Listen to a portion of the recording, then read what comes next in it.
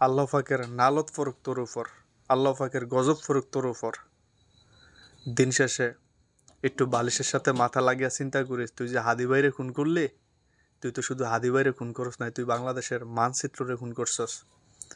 তুই বাংলাদেশের দেশ এবং জাতিরে ক্ষতি করছস।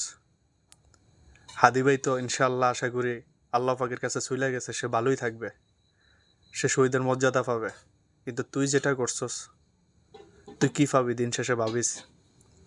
আল্লাহ পাক তোর উত্তম বিচার করবে, এমনভাবে করবে, ঠিক আছে, তুই আখিরাত এবং বর্তমানে দুনিয়ার জমিনে কোনো জায়গায় তুই শান্তি পাবি না। ঠিক আছে, তোর উপর আল্লাহ নালত ফরক। আর তোর যদি চোখের সামনে পাইতাম, আমি না, সারা বাংলাদেশের মানুষ যদি পাইতো না, তোর শরীরের মাংস কত হাজার কত কোটি টুকরা করে সেটাই দেখার বিষয়। দিন শেষে হাদিবের পরিবারের জন্য সত্যি অনেক বেশি খারাপ লাগতেছে, দুইটা বাচ্চার জন্য খারাপ লাগতেছে, ছোট ছোট। আমার প্রিয় হাদি ভাই সারা জীবন অমর হয়ে থাকবে বাংলার মাটিতে। হাদি ভাইয়ের জন্য আমাদের আফসোস হইতেছে, সারা বাংলাদেশের মানুষ আফসোস করতেছে। আমি নিজেও গত 3-4 দিন ঠিকঠাক মতো ঘুমাইতে পারতেছি না।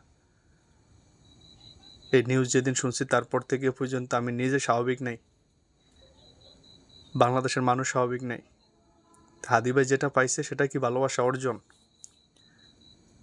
ঠিক আছে, 16 কোটি 18 কোটি মানুষের ভালোবাসা যে পাইছে, এটাই তার জীবনের সবচেয়ে বড় অর্জন, এটা তার বিগ অ্যাচিভ। আখিরাতে তার প্রতিদান আল্লাহ পাক দিবে ইনশাআল্লাহ।